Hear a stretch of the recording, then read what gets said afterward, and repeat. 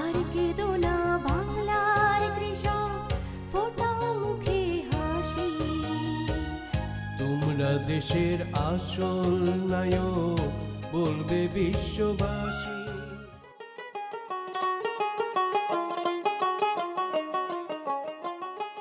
এটি নারায়ণগঞ্জের ফতুল্লা থানার তক্কার মাঠ গ্রামের একটি মুরগির খামার। ব্রয়লার বা মাংস উৎপাদনকারী জাতের মুরগি দিয়ে খামারটি প্রতিষ্ঠা করেছেন এই এলাকার গৃহিণী সুফিয়া বেগম। বর্তমানে তার খামারে মুরগি আছে 5 শতাধিক। খামারটির প্রতিষ্ঠাতা সুফিয়া বেগম যখন স্কুলে পড়াশোনা করতেন তখন থেকেই এই মুরগি লালন পালনের প্রতি ঝোঁক ছিল তার। নিজের বাড়ির সীমানায় এক টুকরো জমির ওপর এই ধরনের কাঠামোর একটি ছোটখাটো ঘর তৈরি করে একদিন বয়সের মুরগির বাচ্চা লালন পালনের মধ্য দিয়ে শুরু হয় সুফিয়া বেগমের বাণিজ্যিক ব্রয়লার মুরগির খামার। 40 থেকে 50 টাকায় একদিন বয়সের বাচ্চা কিনে 120 থেকে 150 টাকায় বিক্রি করে দেন তিনি। লেয়ার মুরগির চেয়ে ব্রয়লার মুরগি পালনেই তিনি বেশি মনোনিবেশ করছেন, কারণ তাতে কম সময়ে বেশি লাভ পাওয়া যায় আর তেমন কোনো ঝুঁকি ও ঝামেলা ছাড়াই এ কাজ করা সম্ভব। তার এই সাফল্য কাহিনী বেশি দিনের না হলেও এখন পর্যন্ত বেশ তৃপ্ত তিনি। এই ব্রয়লার খামার কেন করলেন? ব্রয়লার খামার এই জন্যই করলাম, মানে যাতে নাকি আবার দিনের দিন আরেকটু ভালো করতে পারি। ব্রয়লারের পরে যাতে আমি একটা কি খামার বলে জানি, লেয়ার করতে পারি, সেই জন্য আমি ব্রয়লারটা আগে এটার উদ্যোগ নিচ্ছি। কত 1000 বাচ্চা আনছিলেন, 1000 বাচ্চা এনে খরচ পড়ছে কত, বা এই 28 দিনে কেমন খরচ পড়ছে এবং কত টাকা লাভ করবেন একটু বলেন তো? লাভ তো এবার মনে হয় খুব একটা হইব না, তার কারণ হলো মুরগির যে হারে ওজন আসছে, এই ইদানিং নাকি মুরগির দামটা কমে গেছে। আমাদের সুফিয়া আপা, সে তার একটা সুন্দর খামার করছেন এবং মাসে প্রায় 20-30 হাজার টাকা একজন মহিলা আয় করছেন। আসলে এটা একটা প্রশংসা করার মতন একটা কাজ।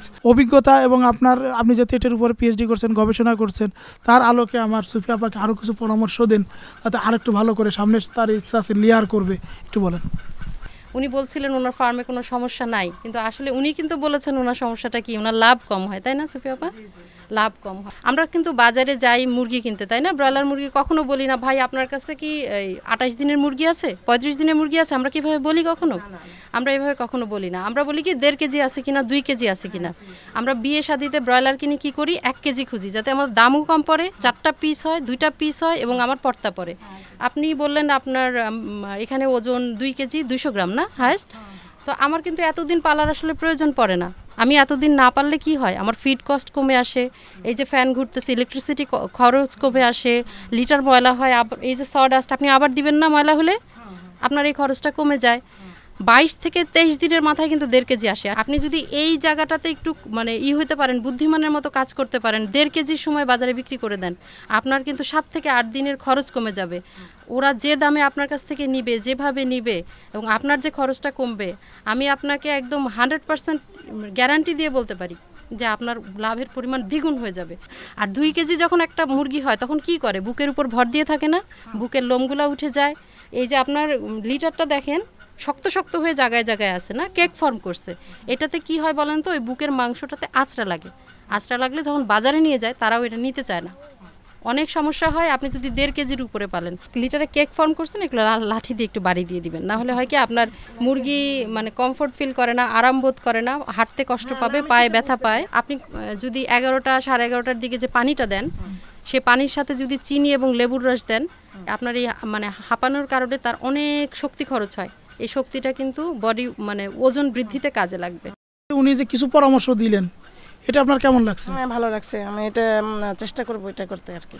আর কেঁদো না বাংলার কৃষক, ফোটাও মুখে হাসি। তোমরা দেশের আসল নায়ক, বলবে বিশ্ববাসী।